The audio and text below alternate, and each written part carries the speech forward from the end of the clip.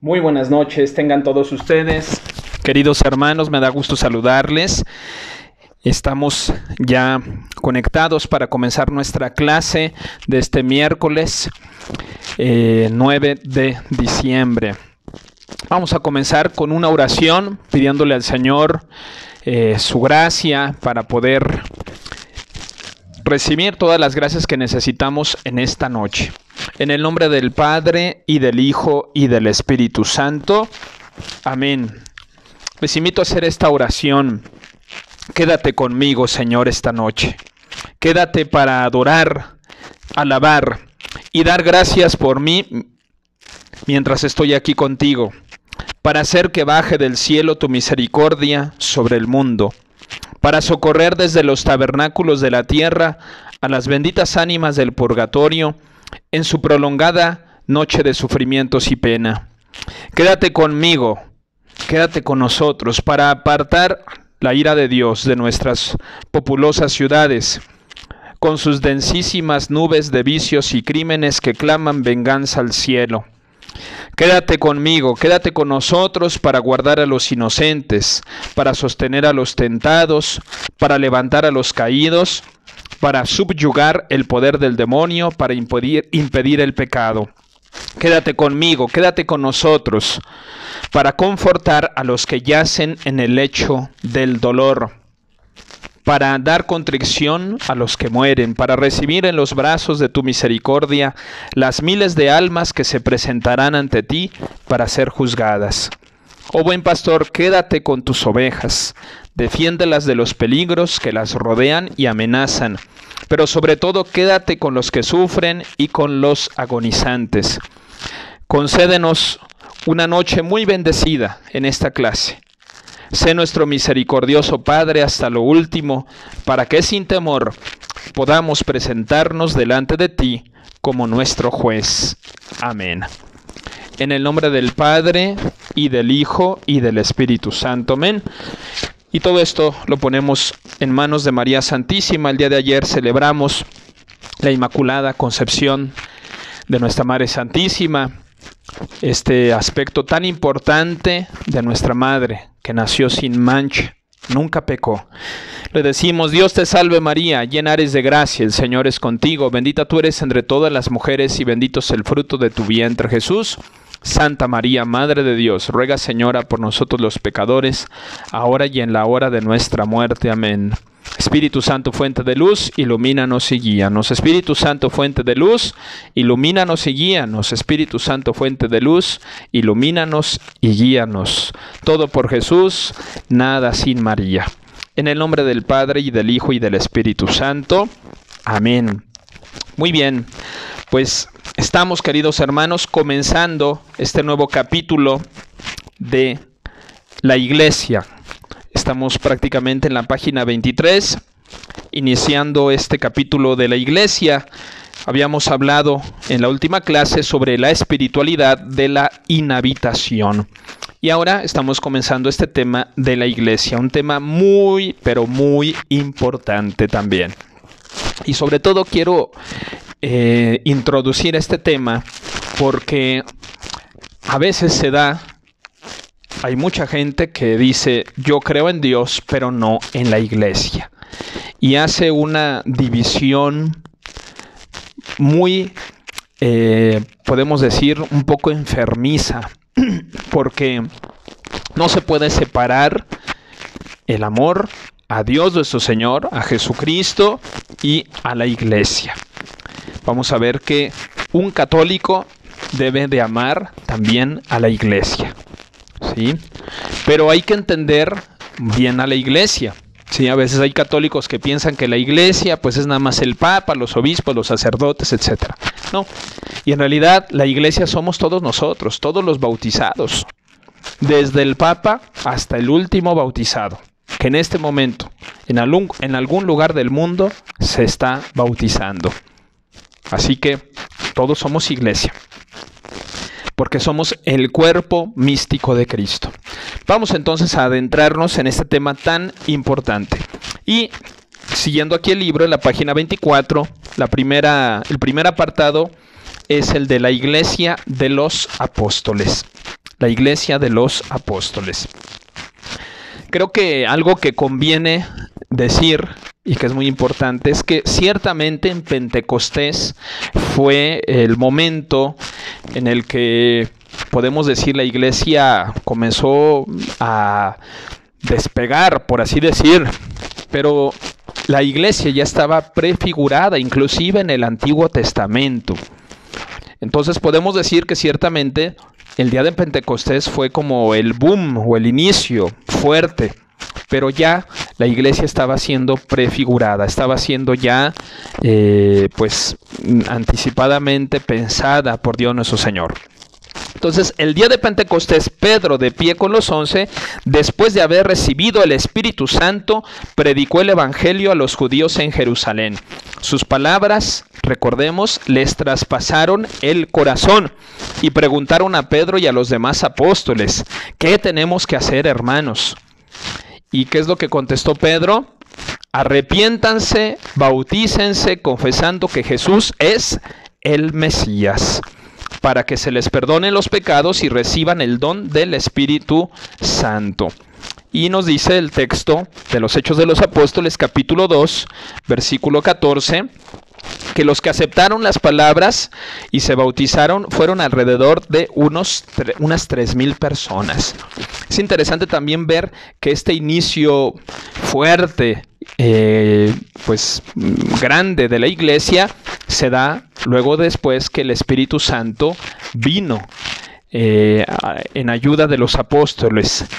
Llegó para iluminar, para fortalecer a los apóstoles.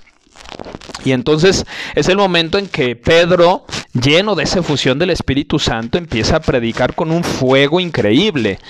Y solamente se puede entender que Pentecostés había llegado, porque recordemos que anteriormente, después de que Cristo resucitó, los discípulos estaban encerraditos en su casa, tenían miedo de salir. Llega el Espíritu Santo y entonces vemos a un Pedro que no tiene pelos en la lengua, que habla en el nombre del Señor, que habla con ese fuego del Espíritu Santo. Y entonces vemos que los apóstoles están allí predicando el Evangelio con un fuego que proviene del Espíritu Santo. Entonces, esta es la primera cosa que es importante tener en consideración. El segundo apartado es el de la fe en Jesucristo. La fe en Jesucristo. Recordemos este texto de la primera carta de San Juan, capítulo 4, versículo 15. Quien confiese que Jesús es el Hijo de Dios, Dios permanece en él y él en Dios. Creer en Jesucristo, ese es el principio de la salvación. Aparece esta cita en los Hechos de los Apóstoles, capítulo 8, versículo 35. Creer en Jesucristo es el principio de salvación. Porque es importante tener en consideración cuando hablamos del tema de la iglesia sobre la fe en Jesucristo. Porque no hay que dar por supuesto que es importante confesar nuestra fe en Jesucristo como Hijo de Dios, como el Mesías, como el ungido. El que cree en Jesús será justificado, no se verá confundido y vencerá al mundo, hará obras muy grandes y recibirá de Dios cuanto le pida. Esto aparece en los Hechos de los Apóstoles, capítulo 13, versículo 39. Es evidente, pues, que la identidad cristiana se define fundamentalmente por la fe en Jesucristo, tal como es predicado por la iglesia de los apóstoles. Entonces, cristianos somos los que hemos creído y sabemos que Jesús es el Santo de Dios. Por eso, pues hay muchos cristianos, hay muchos que creen en Cristo Jesús, que lo confiesan como el Santo de Dios. Cristianos somos los que estamos convencidos de que ningún otro nombre nos ha sido dado bajo el cielo entre los hombres, por el cual podamos ser salvos. Esto aparece también en los Hechos de los Apóstoles, capítulo 4, versículo 12. Es una cita muy, muy hermosa. La voy a repetir otra vez porque de verdad que es muy hermosa. ningún otro nombre nos ha sido dado bajo el cielo entre los hombres por el cual podamos ser salvos, sino solamente por Jesucristo. Esta afirmación de San Pedro dice San Juan Pablo II en la encíclica Redentoris Missio, la misión del Redentor. Dice, esta afirmación de San Pedro asume un valor universal, ya que para todos, judíos y gentiles, la salvación no puede venir más que de Jesucristo. Fíjense qué afirmación más profunda, universal, está declarando San Pedro. Muy bien.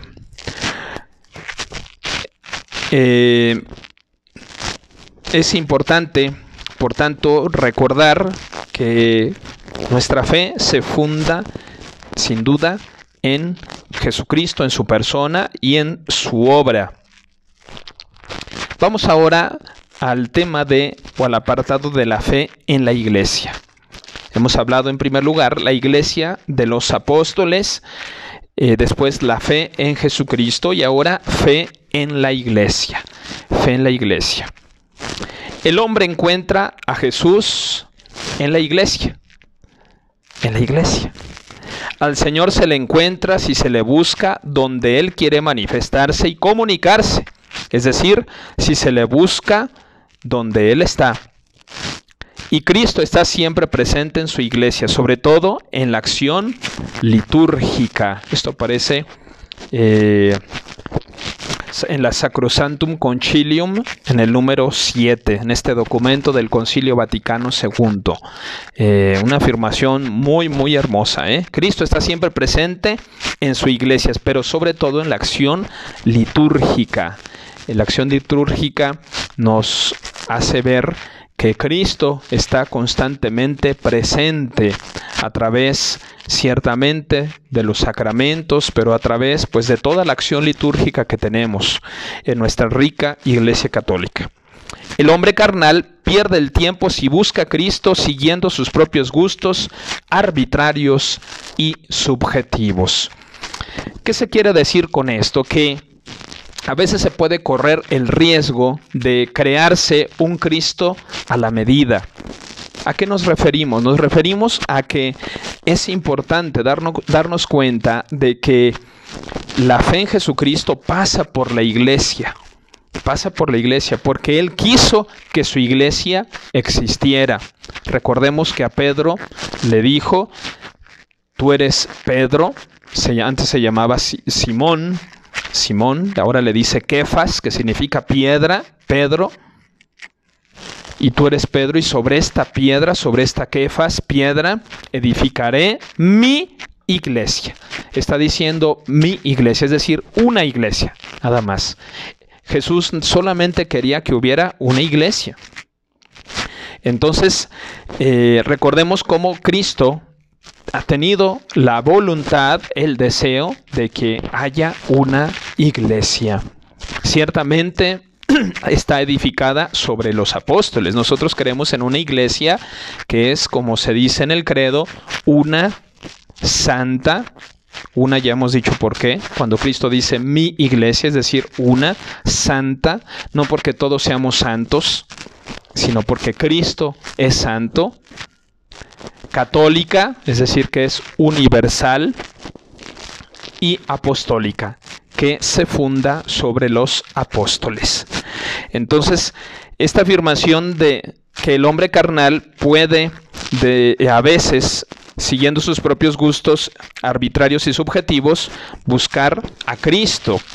Si no se busca a Cristo objetivamente en la iglesia, nos podemos ir creando un Cristo a nuestra medida. Y a veces hay personas que dicen, no, pues yo no voy a la iglesia, ¿verdad? Yo a Cristo lo encuentro en mi casa, ahí en mi cuarto. ¿Para qué es necesario ir a la iglesia?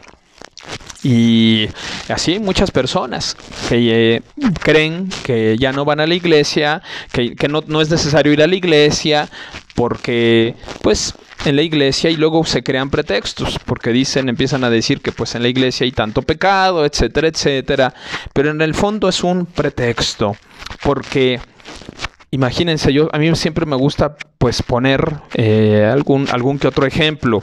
Pensemos un cable por el que pasa la electricidad.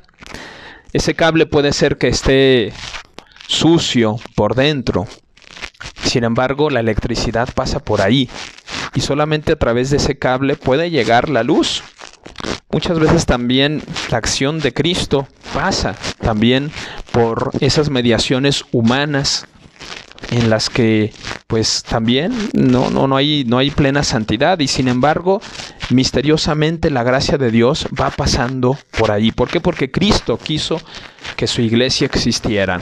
Y recordemos que esta iglesia de Cristo va a subsistir en la iglesia católica y que va a permanecer firme y fiel hasta la segunda venida de Cristo. Nuestro Señor, que nos dijo: yo estaré con ustedes todos los días hasta el fin del mundo. No teman, nos dice, no teman.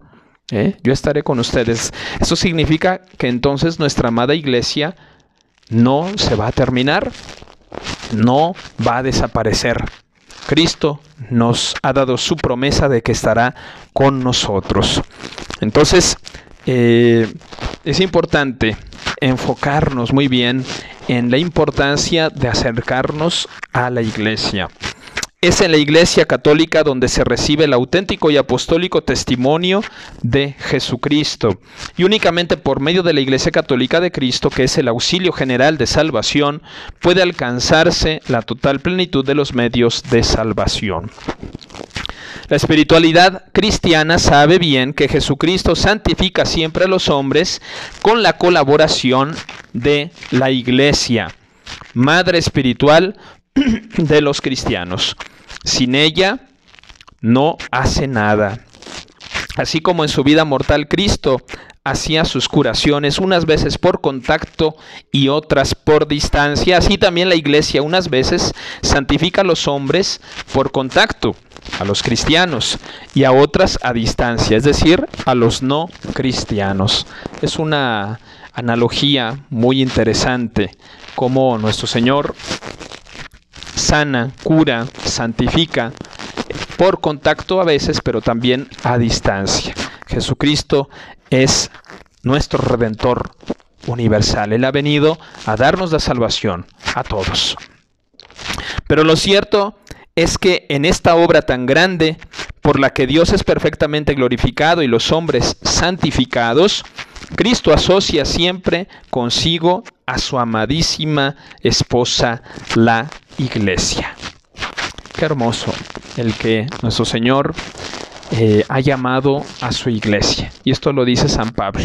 Cristo amó a su iglesia. Es la esposa de Cristo. Antes de su muerte y resurrección, Cristo santificaba a los hombres por medio de la corporalidad temporal que a un tiempo velaba y revelaba la fuerza de su espíritu.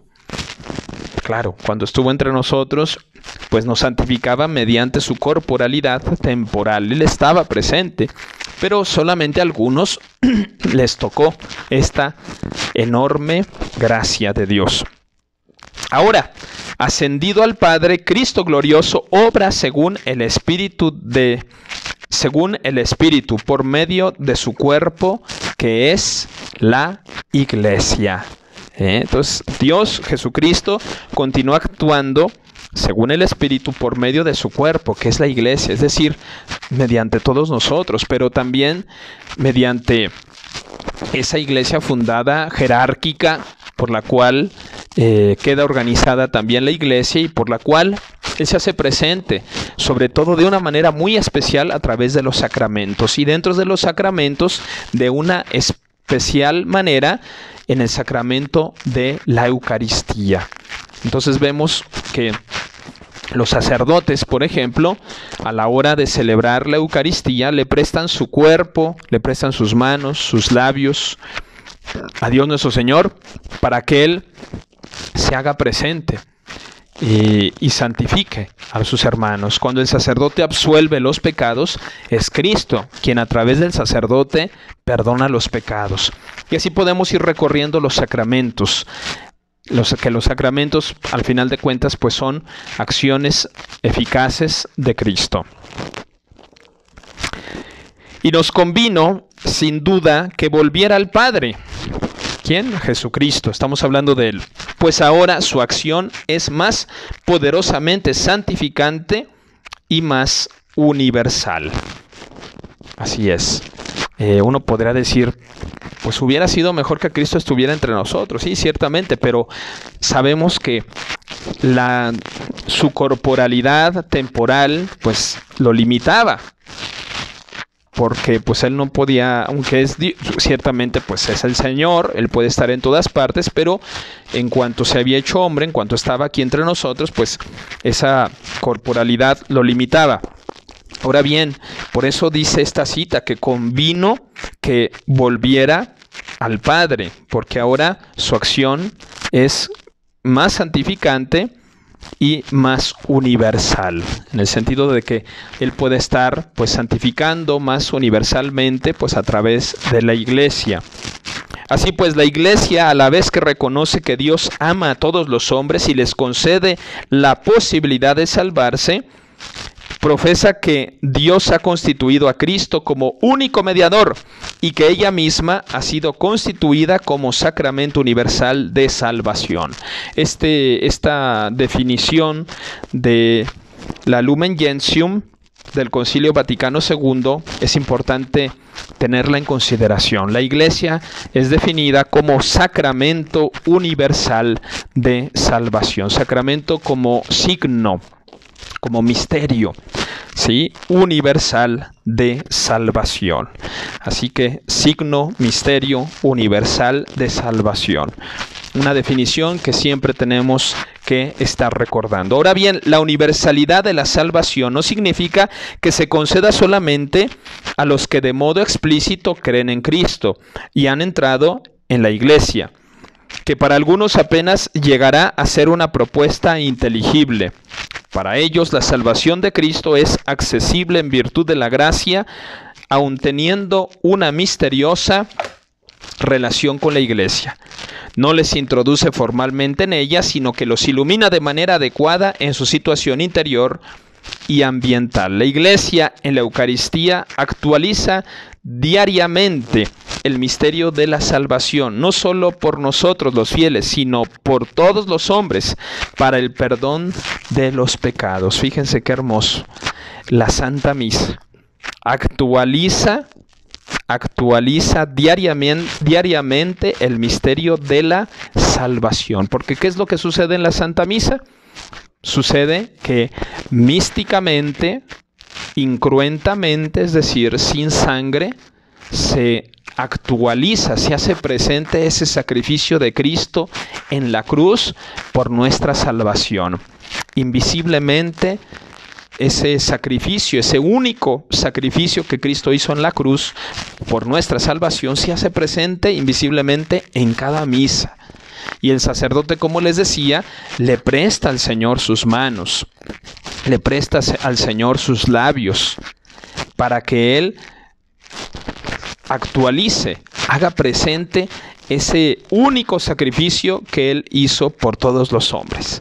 Qué hermoso, ¿verdad? Qué importante es la Santa Misa, qué importante es la Eucaristía, en la que ahora ciertamente para muchas personas ha sido difícil el poder participar presencialmente, a veces y casi siempre por la pandemia, pero sin embargo creo que también se ha dado otro fenómeno, que hay gente que se ha acostumbrado, se ha entibiado, y ahora que pues podríamos decir que no son vulnerables, personas que no son tan vulnerables, pues podrían venir a misa, por lo menos pues a comulgar el domingo o una vez al mes, pero pareciera que pues se han alejado de este sacramento tan importante de la comunión. Por eso es importante recordar la importancia de la Eucaristía.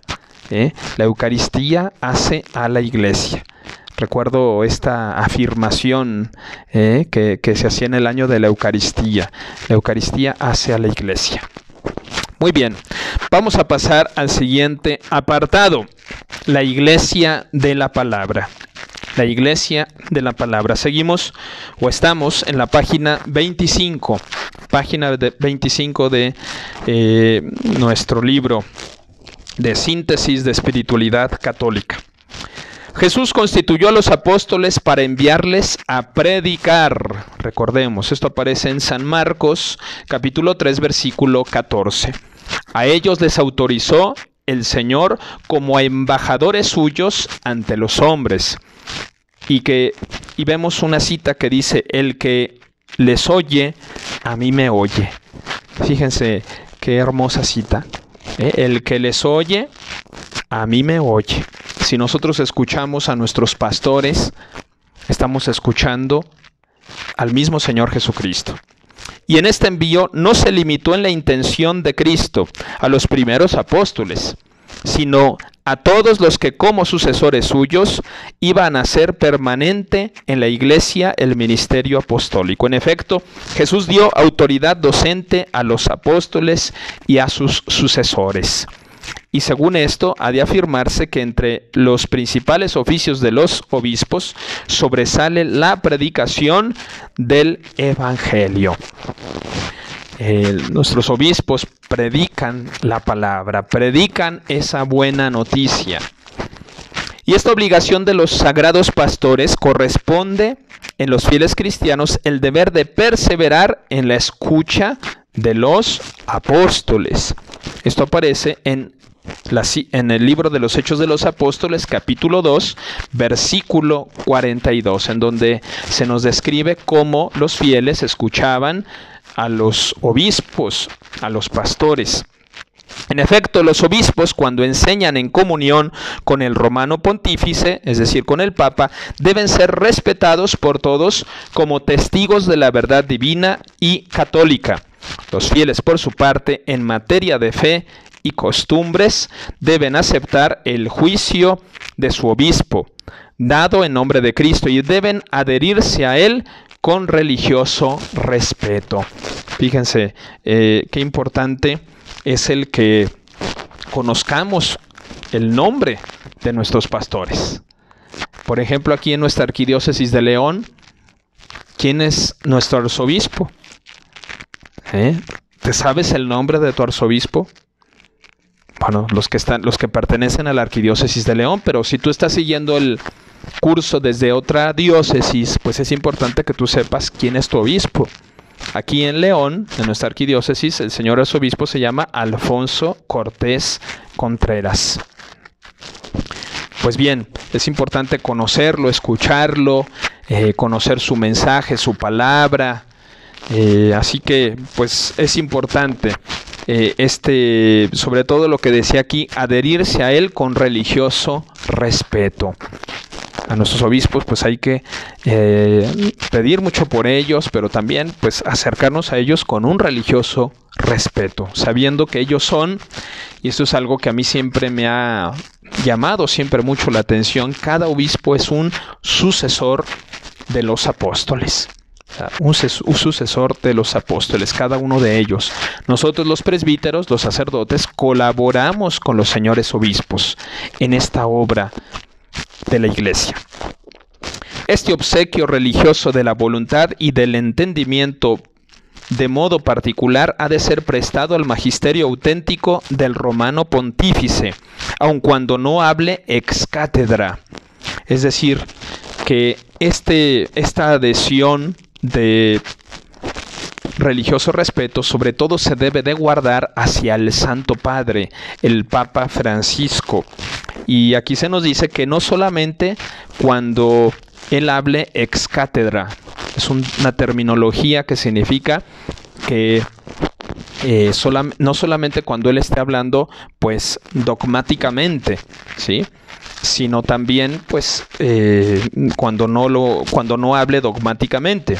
Así pues, una atención habitual de las principales enseñanzas del magisterio apostólico será un elemento integrante de la espiritualidad cristiana. Pero ya desde el principio, la voz de los apóstoles se vio combatida por las ruidosas voces de muchos falsos profetas y teólogos. Recordemos cómo al inicio de la iglesia hubo muchas herejías y algunas pues eran propagadas por sacerdotes. Los escritos apostólicos reflejan constantemente esta preocupación y este dolor. Por ejemplo, en San Pedro, capítulo 2,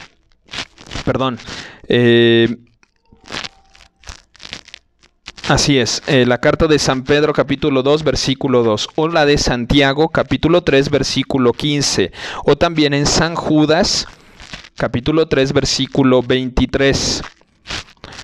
Todos denuncian una y otra vez el peligro de estos maestros del error. Entonces es importante tener en consideración que a veces puede venir el error y los obispos son aquellos que deben de corregir y nos corrigen. Y es importante saber que ellos están para corregirnos, para que no nos desviemos. De verdad se cumplió y se cumple la palabra de Jesús. El Señor, que es lo que decía, que saldrán muchos falsos profetas y extraviarán a mucha gente. Ya esta profecía la decía nuestro Señor, y esto aparece en San Mateo, capítulo 24, versículo 11. Por ejemplo, San Pablo, concretamente en sus cartas, dedica fuertes y frecuentes ataques contra los falsos doctores del Evangelio.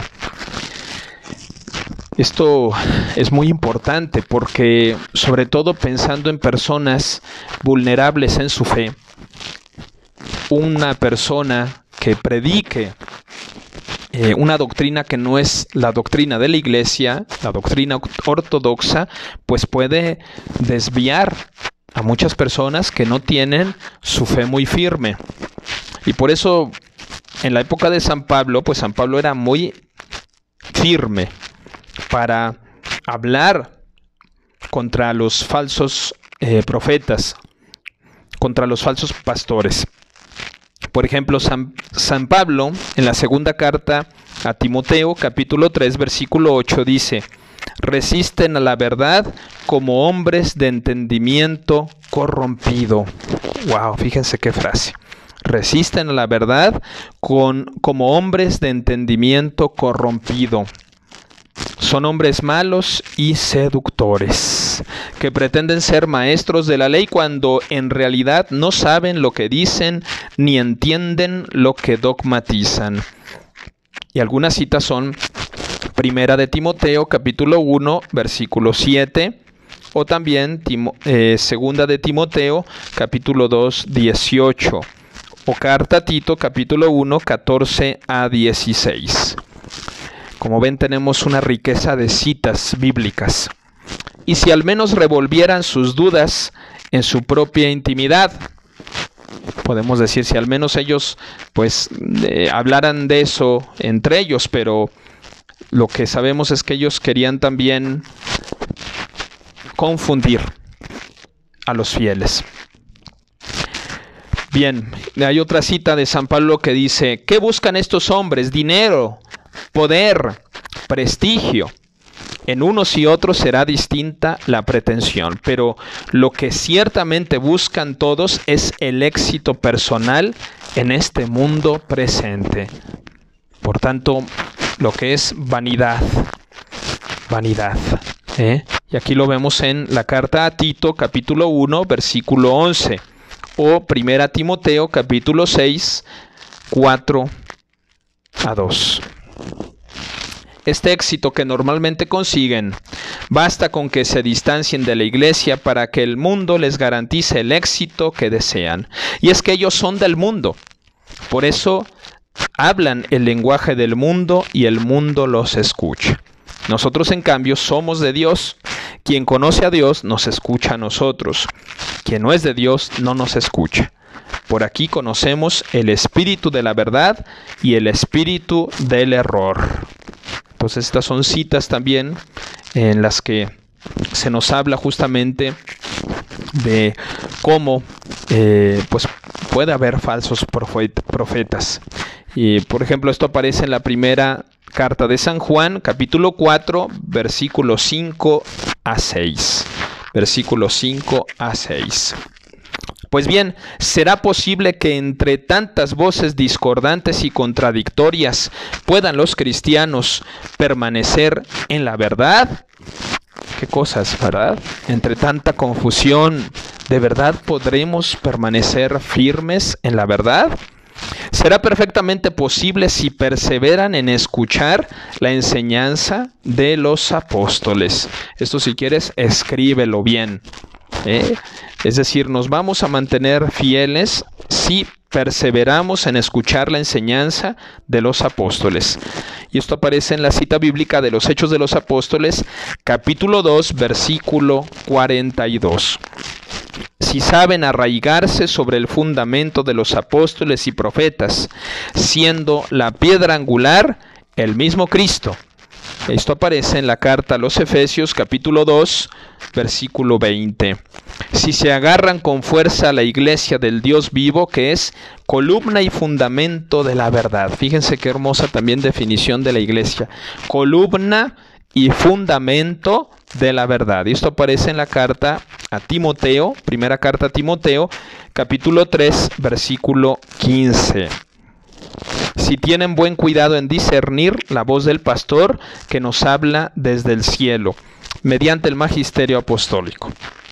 Quienes conocen su voz no seguirán al extraño, antes huirán de él porque no conocen la voz de los extraños. Aparece en San Juan, capítulo 10, versículo 4 a 5.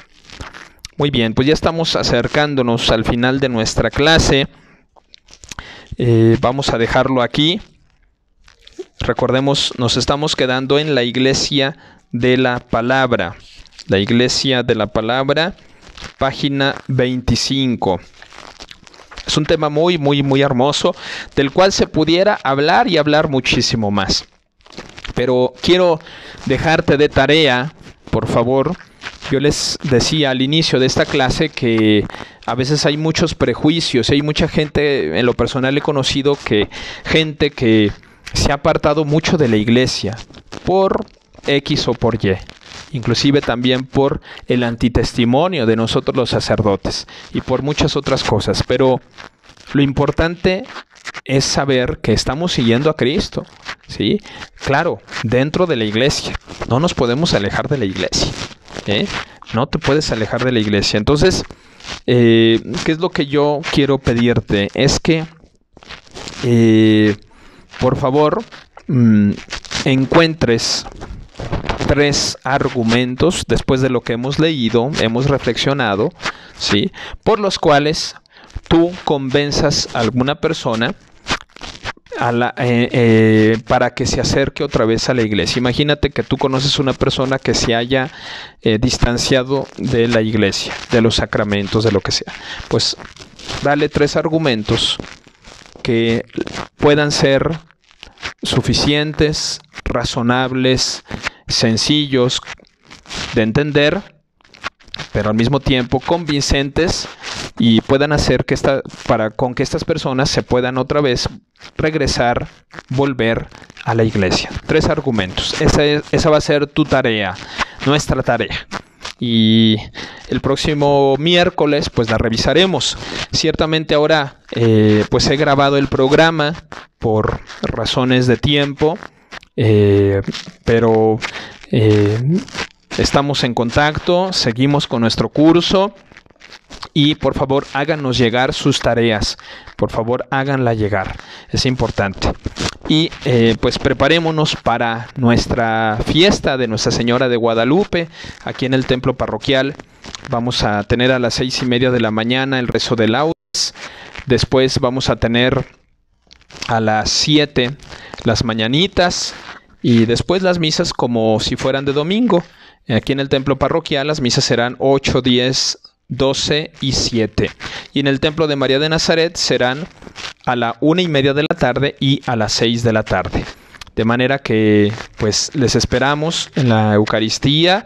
Obviamente quien sea persona vulnerable pues le recomendamos pues participar desde su casa, y nosotros pues vamos a estar transmitiendo la misa también pues por virtualmente también desde la página de Facebook y también de YouTube. Ese próximo día 12, pues un servidor va a cumplir también 11 años de sacerdote. Les pido ahí su oración para que el Señor pues también me siga conservando y fortaleciendo y siga haciendo su voluntad, y busque la santidad en todo momento. Y pues nada más, hermanos, me da gusto saludarles, y ahora con mucho gusto pues les voy a dar la bendición hoy en este día de San Juan Diego. El Señor esté con ustedes y con tu espíritu. Por intercesión de nuestra Madre Santísima y de San Juan Diego, la bendición de Dios Todopoderoso, Padre, Hijo y Espíritu Santo, descienda sobre todos ustedes y permanezca para siempre. Amén. Sagrado Corazón de Jesús, en vos confío.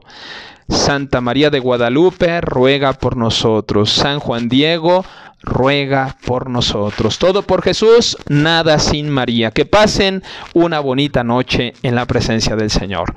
Bendiciones a todos.